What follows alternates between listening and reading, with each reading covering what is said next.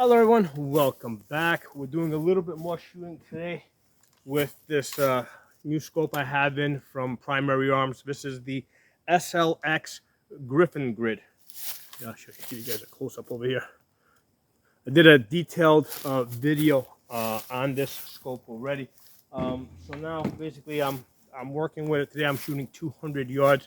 By the way, one of the questions that I had in the first video that I did on the scope was if the scope was waterproof with the caps removed. Okay, and I did get a response back from Primary Arms customer service, and they informed me that rather the engineers have informed the customer service person that that this scope was designed to be waterproof with the caps removed, so you can dial in the rain and zero in the rain, and that'll be fine.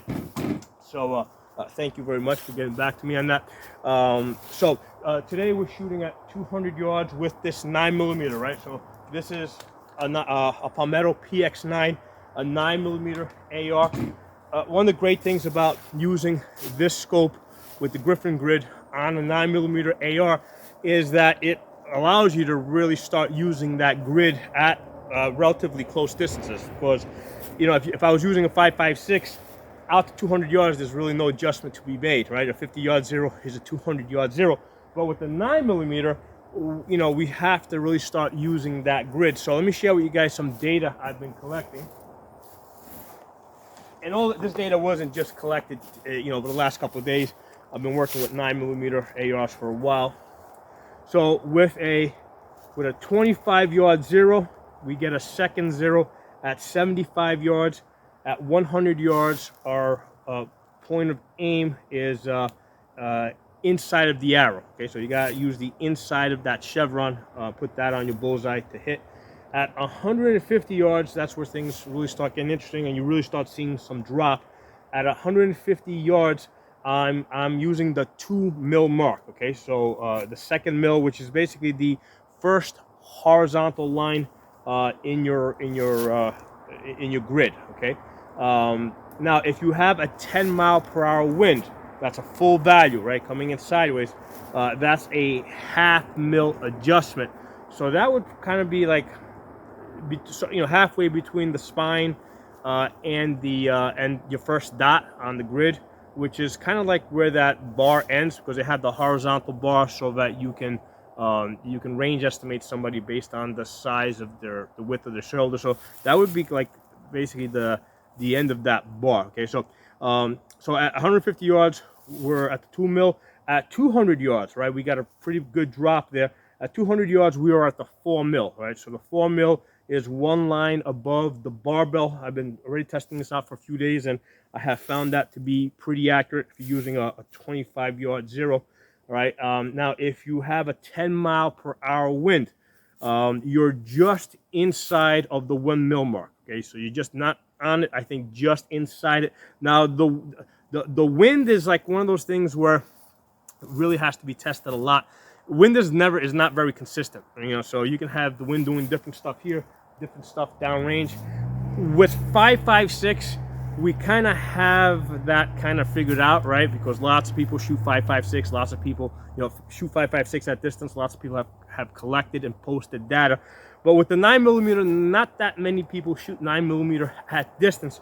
So, you know, I don't even think we have that much value information on the just the bullet drops, but we definitely don't have much information on the wind holes. Okay, so I'm kind of putting this information out there to start building up a database. If you guys got different numbers, please post them. Right, so anyway, as I was saying, 150 yards we're using the 2mm, 200 yards we're using 4mm. Now at 300 yards, which I haven't tested with this scope, but I have tested that with a red dot that has a 65 MOA circle. And when I was doing it with the red dot, basically, again, with a 25-yard zero, the bottom of the circle, right, was going to the top of the target, right? And it was a big target. It was like a man-sized target. So basically, the bottom of that circle was going to the top at the target. And what I did is I put the scope and another rifle that has circle dot side by side, and you know, I can see that that when I match it up, looking at a similar target, what I suspect it would be is at 300 yards, I would have to go 10 mils. I'd have to use the very bottom of that mill grid and put that to the top of my target. So if I have a man-sized target with a 9mm, the 10th mil would go right here to his head or on top of his head, and that should drop the bullet's center mass. That much I've done. Like I said, I've done that with a different scope, and I can see that the measurements kind of line up. As far as the wind, I can only guess based on the pattern that I'm seeing above that at 300 yards with a 10-mile-per-hour wind, it would be a 4 mils. Okay, if you have a full value wind, it would be a 4 mils. And at that distance with 9mm, you're basically just doing suppression fire. But hey, I mean, in order for your suppression fire to be effective, it has to be in the ballpark, right? I mean, because if you got your bad guys here and the bullets are hitting like, 50 feet that way, yeah, that's not going to scare them, right? The bullets need to be landing in the general area for that suppression fire to be effective, okay? So that's where I'm thinking that will be at 300 yards, 10 mils down, right? That's your point of aim. And then for a 10-mile-per-hour wind, it would be, full value, it would be 4 mils. Now, the reason why I use the 10-mile-per-hour winds, I just memorized those numbers because if I have, let's say, a 5-mile-per-hour wind, I cut these numbers in half. If I have, let's say, a 20-mile-per-hour wind, I double it, right? Or if my wind is coming in diagonally, I also cut it in half. So it's really easy to work off of the 10-mile-per-hour wind numbers if you've got those memorized, right? So that's why I focus on the 10-mile-per-hour. So anyway, today we're shooting 200 yards here. The ammunition that I'm using is the cheapest shit I could find. Sergeant Major. Basically what this is it's Tula, okay? It's Tula with a zinc coating.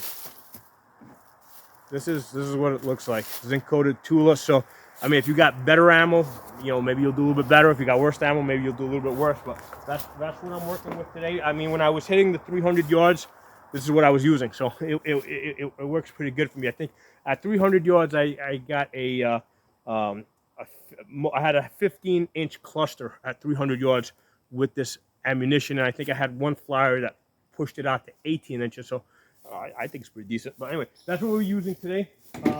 According to the wind ribbons over here, it looks like they're hanging straight down. And let's see, if I look down range, I don't see my, zoom back a little bit. I don't see my wind ribbons moving much down there, so we don't have much wind that we're working with. One of my viewers had asked me what I use for wind ribbons, and basically just flagging tape, right? This is Presco. I got it at Lowe's. I think it was like $3. So basically, I just tied this around trees, tree branches. And basically, the way this works is that's a 0 wind.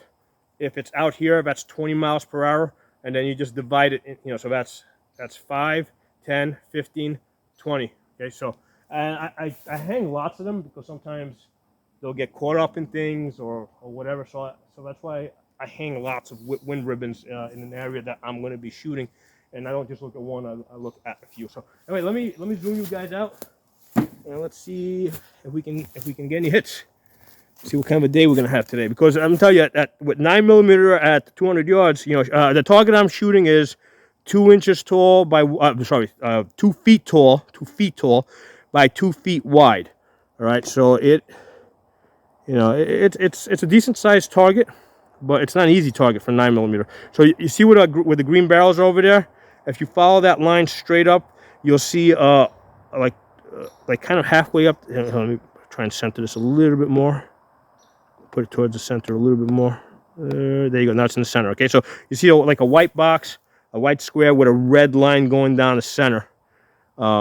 That's where your target is. So what you guys are basically listening for is the dings. Okay, you're listening to dings, and that I'm listening to dings too because I have my electronic earmuffs, so I can hear the dings better. So like I said, we're using the 4 mil mark on this with a 25-yard 0. So I'm using a bipod in the front, and then in the back I have a sandbag, sand sock. that I'm using to try and stabilize this a little bit.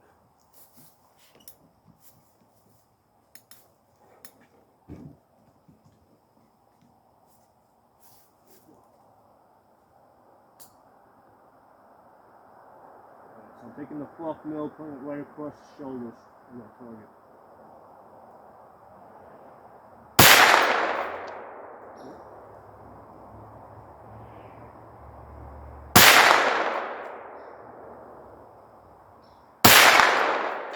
Hit. Nope, I can see it. They're going a little bit to the left. Hold right just a little bit.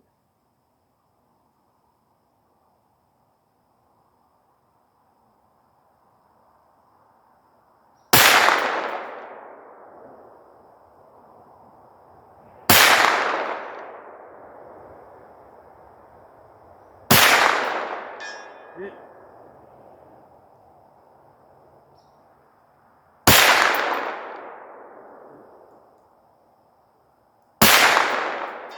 Hit. Alright, that time I put the 4 mil at his head. Let me see if we have better luck with the 4 mil at his head.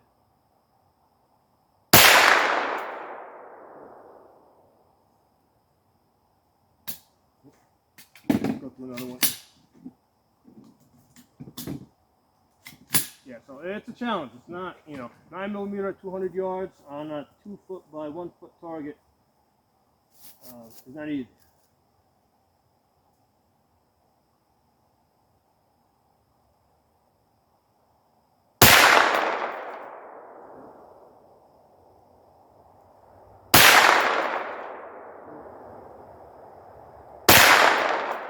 Hit.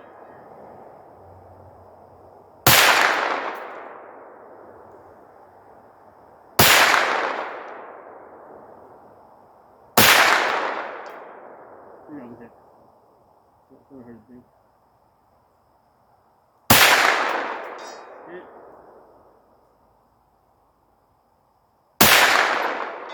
Hit. Hit. Alright. Right in his neckline. Hit. Alright, so that I was right at his neckline with the 4 mil. Do another one.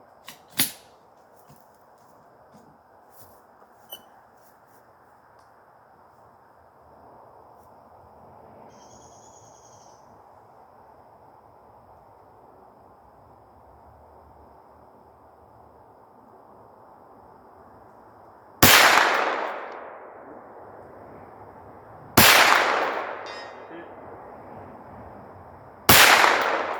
Hit.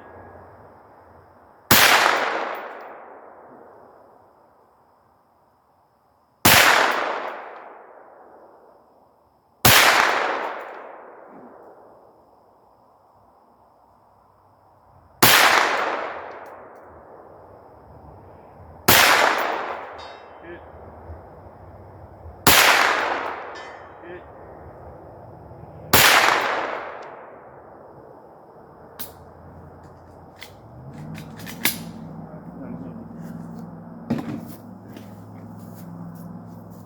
Pull you guys back out.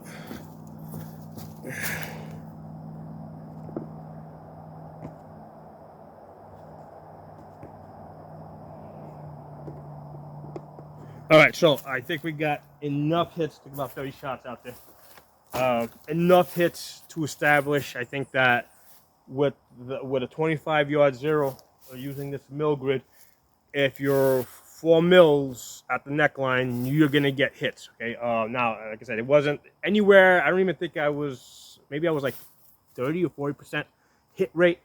It's not easy.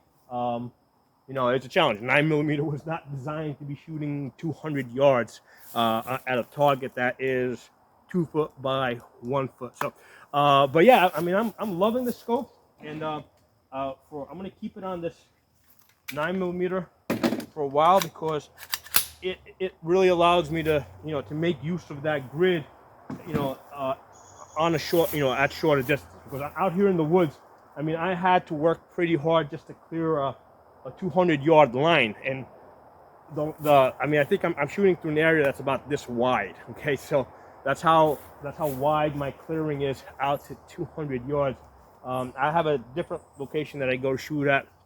That's a much bigger field, and we're gonna try and take this out a little bit further. Try and find a, I'll be using a bigger target and see what kind of hits we can get out there. I want to test the 300 yards and see if because like I said, I haven't tested it out with this scope, but I'm pretty sure based on my prior experience with shooting at 9mm at 300 yards that it's going to be the 10 mil mark at the top of the target at the head, basically, to drop them down and hit the center of the target. So thanks for watching.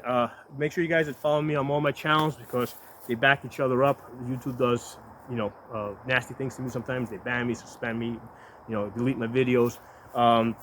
So this way I stay up somewhere. The other channel, the 3 channels are Pocono Shooting, Absolute Gun Rights, and then we got the original Safa channel that goes back to 2006. And then on the uncensored platforms, I've got Odyssey, where I'm Pocono Tactical. On Rumble, I'm Pocono Guns, and on BitChute, I'm Pocono Tactical. Look forward to seeing you guys again. Hey everyone, I decided to move in and we're going to shoot that same target now at 150 yards using that 2 mil mark. I'm going to zoom you guys in. You guys should be able to see a much clearer picture now. Now that I'm a little bit closer. So yeah, you can see that target now. White target with the red stripe at 150 yards. Same deal, you're listening to the pings. Same ammunition, target major. Cool.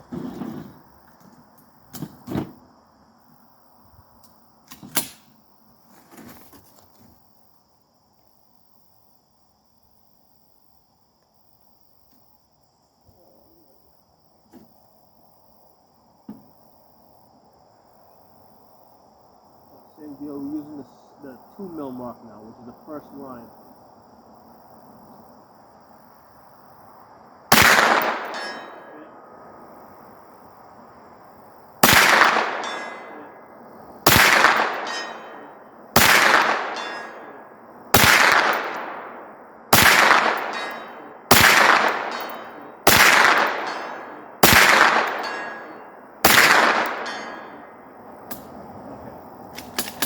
That's basically a piece of cake at the 150 yards on that 2 foot by 1 foot target. Let me zoom you guys back out. So yeah, big difference with the 9mm going from 150 yards where we are now to the 200 yards where we were before. I think at out to 180, because I shot this at 180 yards, I was doing pretty good. Much higher, it wasn't like this where I think I was like 9 out of 10. And I think I just got sloppy for some reason why I missed that one, because I was just like ding, ding, ding, I really wasn't even trying that hard to keep the rifle steady. I mean, I just had to hear boom, boom, boom. I didn't even have a bag in the back. I left the bag over there, so I didn't have the rifle bagged in the back. So that's pretty easy. 150 yards, you're going to hit it easy. 180 yards, it starts getting a little bit more challenging, but I think my hit rate was still up at 80% or better. But then when you go from 180 yards to 200 yards, there's like a massive drop off, where I think I was maybe getting a 30% hit rate. So fun stuff. I mean, like I said, this is a Primary Arms Griffin scope. This is a $470 scope. So I think that, mounting this on a 9mm, if you're shooting, out to if you're at a location where all you get to shoot is 200 yards, putting this on a 9mm rifle is going to give you a chance to really start working with that scope and using that grid, and doing the bullet drops and the wind compensation. Because here's the thing, at this distance, at 150 yards, where I know I have pretty much like a 98% hit rate, 95 to 100, because a lot of times at this distance I'll get 100%. Because right now there's no wind.